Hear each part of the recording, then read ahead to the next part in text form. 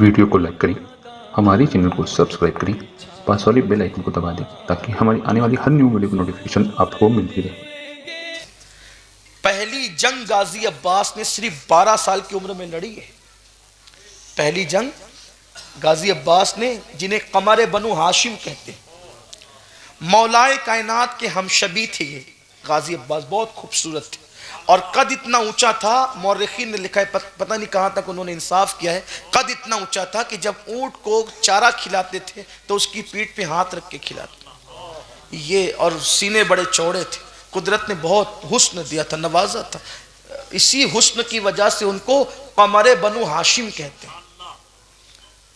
12 سال کی عمر میں، یہاں مجھے ایک بات اور یاد ہے، ایک صوفی بزرگ کی لکھی ہوئی بات ہے، بہت اچھی بات یاد ہے۔ پہلی جنگ تھی، اس یعنی حضرت عباس کی پہلی جنگ یہ کیسے ہو گئی، یہ بھی آپ کو سنا دوں۔ سرکار مولا کائنات نے جب اپنے پورے خاندان کے ساتھ جنگ میں شرکت کی تو سامنے کا لشکر بڑا کر و فر کے ساتھ آیا تھا، تو سرکار نے فرمایا علی کا کون بیٹا جائے گا، علی کا کون بیٹا جائے گا ان سے لڑنے کے لیے، میں چاہتا ہوں اکیلے کوئی جائے، علی کا کون بیٹا جائے گا اکیلے، کہ میں چاہتا ہوں اکیلا جائے۔ تو امام حسن اٹھے، ابا میں، بابا میں۔ حضور نے کہا میری بات پر تُو نے توجہ نہیں دی بیٹے، حسن تو نے میری بات پہ توجہ نہیں دی، میں نے کہا علی کا کون بیٹا جائے گا، یہ نہیں کہا نبی کا کون بیٹا جائے گا۔ تم پیدا علی سے ہوئے ہو لیکن ہو اولاد محمد۔ حضور نے یہی تو کہا نا کہ میں ان کا عصبہ ہوں، میں ان کا نسب ہوں، میں ان کا عصب ہوں، اور حسن اور حسین میری بیٹی کے بیٹے ہیں، وہ میرے بیٹے ہیں۔ اور قرآن نے بھی اس کو کہہ دیا ابناءنا، ہمارے محبوب کہے ہمارے بیٹے، تو قرآن جنہیں نبی کا بیٹا کہے۔ اچھا قرآن نے نام نہیں لیا لیکن حضور نے دونوں کو ساتھ لے کر بتا دیا کہ بیٹے تو یہی دو ہیں میرے، بیٹے تو یہی دو ہیں۔ تو کہا کہ حسن میں نے نبی کا بیٹا نہیں کہا، میں نے علی کا بیٹا۔ تو تب حضرت عباس جو صرف 12 سال کے تھے کھڑے ہوئے کہا بابا میں جاؤں گا۔ اور تو نے کبھی لڑا تو نہیں ہے عباس، تو کیسے جائے گا؟ کہا میں جاؤں گا، علی کا بیٹا ہوں۔ بابا اگر خیبر کی یاد نہ دلا دوں تو کبھی معاف نہیں کرنا۔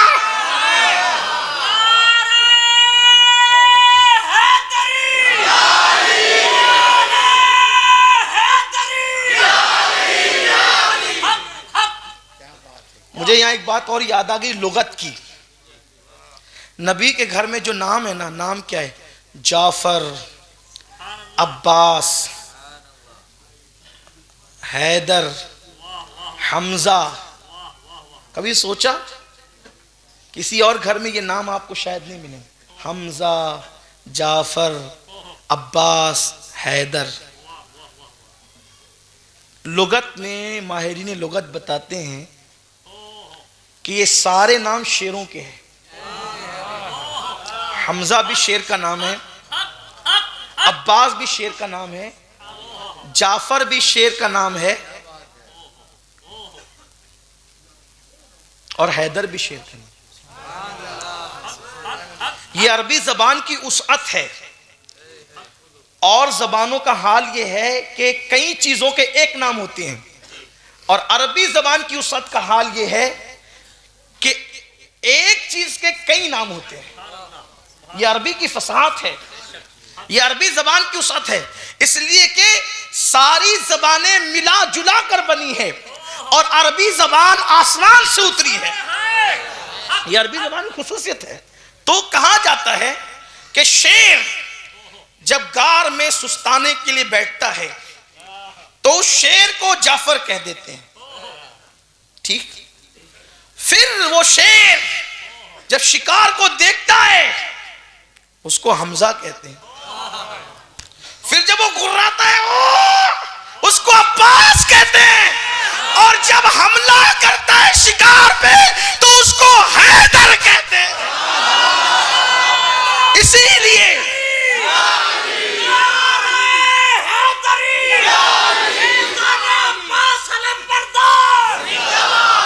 اسی لیے جب مرحب سامنے آیا تو مولا میری ماں نے میرا نام حیدر کرار رکھا ہے.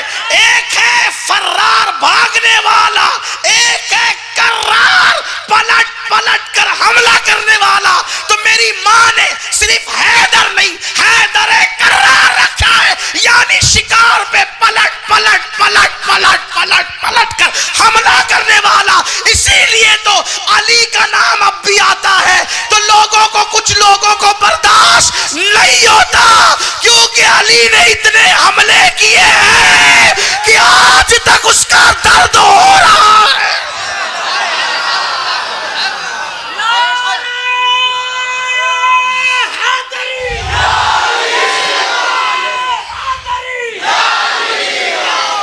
کبھی زنجیر ہلتی ہے, کبھی در کانپ جاتا ہے, کبھی دیوار ہلتی ہے, کبھی در کانپ جاتا ہے. علی کا نام سن کر اب بھی خیبر کانپ جاتا ہے.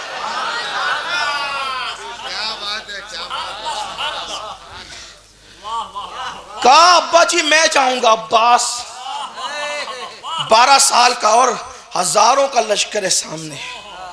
ابا میں جاؤں گا. کہا کہ تو نے کبھی لڑی نہیں ہے بیٹے جان.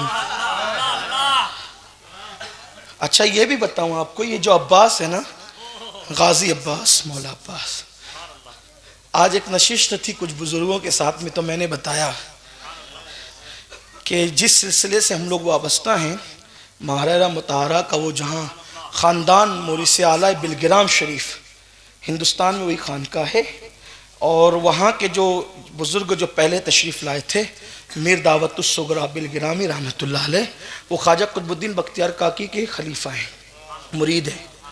ان کی خانقاہ میں اب بھی حضرت عباس غازی کا علم کا اصل ٹکڑا ابھی بھی موجود ہے. مجھے وہاں کے ایک بزرگ ہیں, انہوں نے بتایا, وہاں خاندان کے ایک بزرگ ہیں, انہوں نے بتایا, میں نے انہی سے سنا کہ غازی عباس کے علم کا ٹکڑا اب بھی, اور اس علم کی خصوصیت اب بھی یہ ہے کہ اس علم, وہ جب وہ غازی عباس پاک کے علم کو نکالا جاتا ہے تو اس وقت بندہ جو مراد مانگے, سال پورا ہونے سے پہلے اس کی مراد پوری ہوتی ہے. حضرت یار جس کے ہاتھ کے علم کی برکت کا یہ حال ہے, اس غازی عباس کی برکتوں کا حال ہے. تو غازی عباس کا ذکر ہو رہا ہے, جو مرادیں مانگنا ہے مانگ لیجئے. باب الحوائج کا ذکر ہو رہا ہے, قمر بنو ہاشم کا ذکر ہو رہا ہے, دل میں مرادیں لے کر کے سنے. غازی عباس کا ذکر ہے. یہ پیدا ہوئے تھے سیدہ فاطمہ کی دعا سے, ان کی ولادت سیدہ فاطمہ کی دعا سے ہوئی. غازی عباس کی ولادت پتہ ہے کیسے؟ بات سے بات نکلتی جا رہی, لیکن سن لیں آپ. جب سیدہ فاطمہ الزہرا کا آخری وقت تھا دنیا سے جانے, بڑے دردناک لمحات ہیں وہ, جب ہم اس کو یاد کرتے ہیں. دادا باپو سرکار بیٹھے ہوئے, میں ان کی برکتیں لے کر یہ لمحات بھی پڑھ دینا چاہتا ہوں. شاید میرے جملے اس قابل تو نہیں ہے کہ بی بی کی بارگاہ میں قبول ہو, لیکن شاید ان کی وجہ سے, شاید نہیں بلکہ یقیناً ان کی اور ان سادات کی وجہ سے یہ جملے قبول ہو جائیں, میری بھی بگڑی بن جائے. چاہتا کچھ نہیں ہوں, بس اتنا چاہتا ہوں کہ وہ اپنی قبر انور سے اس وقت مسکرا کر دیکھ لیں, بس اور کچھ نہیں چاہیے. ان کے دیے سے سب کچھ ہے, سب دیا قدرت. مشفق و مہربان ماں باپ دیے, وفادار اولاد دی, احباب دیے, محبت کرنے والے لوگ, قدرت نے سب دیا الحمدللہ انہی کی عطا سے. بس اتنا چاہتا ہوں کہ وہ ایک بار اس وقت, اور مجھے یقین ہے کہ ان کی نظر اس محفل پر ہے, اس لیے کہ ہم غافلوں کا ذکر نہیں کرتے. جو ہم سے غافل ہو اس کا ذکر کر کے ملنا ہی کیا ہے. ہم تو ان کا ذکر کرتے ہیں جو ہم سے کبھی غافل نہیں ہے. بس اتنی تمنا ہے, آؤ در زہرا پر پھیلائے ہوئے دامن, نسلیں ہیں کریموں کی, لجپال گھرانہ ہے. کاش سب کی بگڑی بنے, سب کے مقدر سنور جائیں, سب کی مرادیں پوری ہو جائیں. قوم کی جن بیٹیوں کو رشتے نہیں آتے, بی بی پاک کے صدقے اللہ انہیں اچھے رشتے دے. جو اولاد میں بیٹوں کے متمنی, اللہ انہیں بیٹے عطا کر دے. جن کی اولاد باغی ہے, قدرت انہیں وفادار اولاد بنا دے, ان کی اولاد کو وفادار بنا دے. اللہ سب کی مراد پوری کر دے. عرض کر رہا تھا, غازی عباس دعائے فاطمہ بن کر آئے, سیدہ کی دعا کے صدقے پیدا ہوئے. بات یہ تھی کہ تیسری رمضان تھی, رمضان المبارک کی 3 تاریخ تھی، دن کے وقت سیدہ فاطمہ پانی گرم کر رہی تھی، روٹیاں جلدی جلدی پکا رہی تھی، بہت عجلت میں تھی، جلدی میں تھی۔ مولا پاک آئے اور پوچھے فاطمہ آج کچھ جلدی میں ہو، پانی کیوں گرم ہو رہا ہے؟ کہا حسن و حسین کو نہلانے کے لیے۔ تم نہلاؤ گی؟ ہاں۔ کیوں؟ تم تو نہیں نہلاتی ہو، یہ ذمہ داری تو کسی اور کی ہے، آج تم نہلاؤ گی؟ ہاں، اس لیے کہ ابا جان نے جو دن بتایا تھا ملنے کا وہ آ گیا ہے، اپنے یتیموں کو نہلا تو لوں،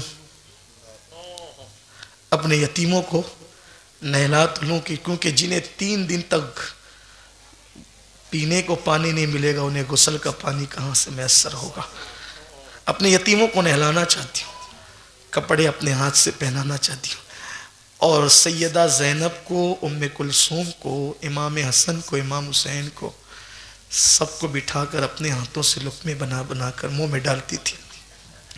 لیکن جب بات امام حسین کی آتی تھی تو آنکھ سے آنسو نکلتے تھے، دوپٹے سے آنسو پوچھتے جاتی تھی اور امام حسین کے منہ میں لقمے ڈالتی جاتی تھی۔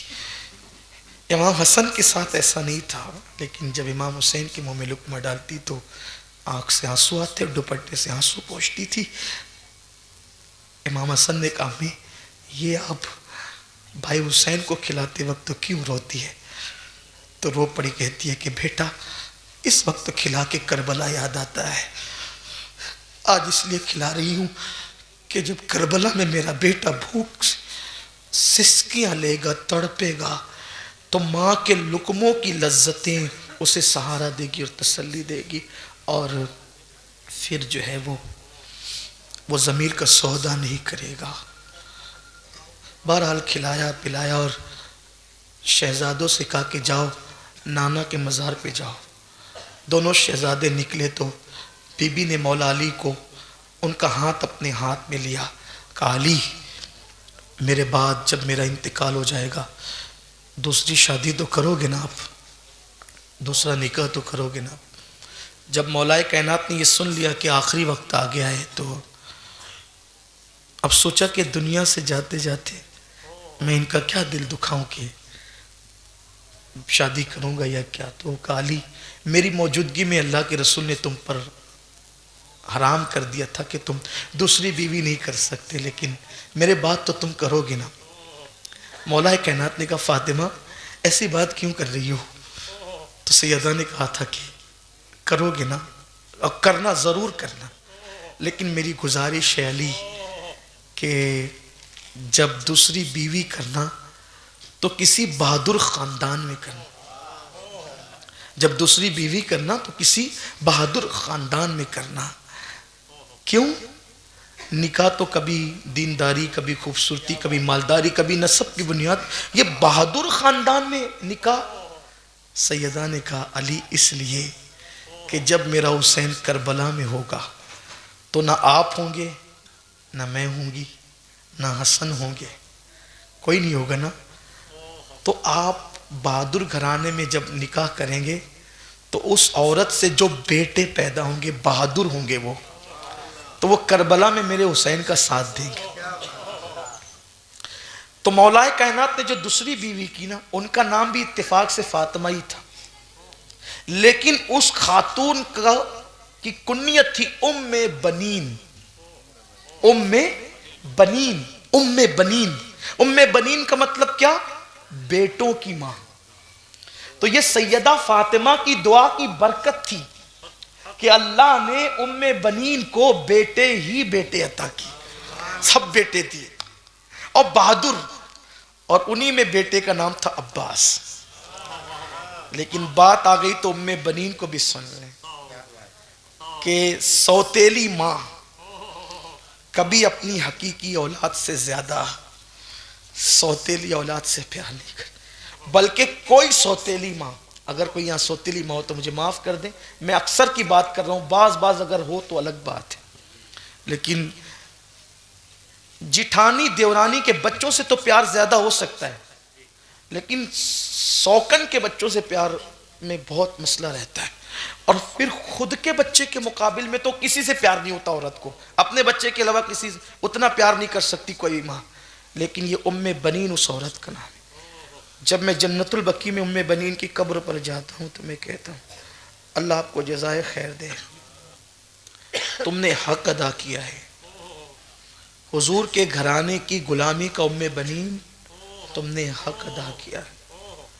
ام بنین جب اپنے بچوں کو لے کر بیٹھتی تھی، اپنے شہزادوں کو، تو کہتی تھی بیٹو، مائیں دودھ اس لیے پلاتی ہے کہ بیٹا بڑھاپے میں ماں کا سہارا بنے، لیکن تمہاری ماں نے تمہیں اس نیت سے دودھ کبھی نہیں پلایا کہ تم ام بنین کا سہارا بنو گے۔ میں علی کی بیوی ہوں، اتنی ہمت رکھتی ہوں کہ مجھے کسی سہارے کی ضرورت نہیں، لیکن میں اتنا چاہتی ہوں کہ دودھ اس نیت سے پلایا ہے کہ دنیا سے جاتے جاتے فاطمہ نے میرے لیے وصیت کی تھی، تو تم اپنی جان فاطمہ کے لال پر قربان کر دینا تاکہ تمہاری ماں سیدہ کی بارگاہ میں سرخرو ہو جائے۔ اسی ماں کے بیٹے کو عباس کہتے ہیں، غازی عباس رضی اللہ تبارک و تعالی عنہ۔ تو عباس غازی 12 سال کے تھے، کہا آپ نے لڑا نہیں بیٹا، کیسے لڑو گے آپ؟ تو کہا نہیں ابا جی میں تو آپ کا بیٹا ہوں نا، تو میں خیبر کی یاد نہ دلا دوں تو آپ مجھے معاف نہ کرنا، منہ نہیں دکھاؤں گا آپ کو اگر یاد نہ دلا دوں۔ کہا پھر ٹھیک ہے ادھر آ، میں تجھے سجاتا ہوں۔ اپنا امامہ خود باندھا، تلوار دی ذوالفقار اور پٹکا باندھا جعفر تیار کا۔ سوچے نا یہ علی اور اپنی تصویر کو گویا کہ سجا رہے ہیں، تو کیا مولائے کائنات کو گویا کہ اپنی جوانی کے ابتدائی دن یاد نہیں آ رہے ہوں گے؟ پر جیسے ہی عباس گھوڑے پر بیٹھ کے آگے بڑھے، مولا نے کہا پلٹ، ایک نظر دیکھ، تو پتہ نہیں دشمن تجھے واپس آنے بھی دیں گے، پلٹ میں تجھے ایک نظر دیکھ لو۔ مگر کیا کہتا ہے ایک خاص بات، جو شہید ہوتا ہے نا اس کو غازی نہیں کہتے، اور جسے غازی کہتے ہیں اس کو شہید نہیں کہتے، لیکن انہیں بچپنے سے لوگ غازی کہتے ہیں۔ کیوں؟ اس لیے کہ جب یہ جا رہے تھے پورے وقار کے ساتھ تو مولا علی نے کہا تھا غازی پلٹ، غازی پلٹ، میرے غازی پلٹ۔ اسی دن سے ان کو غازی کہا جانے لگا، اور آج بھی دنیا انہیں غازی کہہ رہی ہے، اور قیامت تک غازی کہتی رہے گی، کیونکہ نکلا ہے مولا علی کی زبان سے، میرے غازی پلٹ۔ تو آپ پلٹے کا ابا کیوں؟ اب بیٹے مجھے ڈر لگتا ہے تجھ پہ نظر نہ لگ جائے، میرے حسین بیٹے پہ۔ کہا بابا میرے اندر قدرت نے اتنی طاقت دی، میں تلوار نہ اٹھاؤں، ان کو دیکھ لوں نا تو یہ مر جائیں، دیکھنے پہ مر جائیں گے، یہ میری نظر سے مر سکتے ہیں۔ یہاں آ کر کے مجھ سے کسی نے کہا یار اتنا مبالغہ تو نہ کرو کہ نظر سے بھی کوئی مر سکتا ہے۔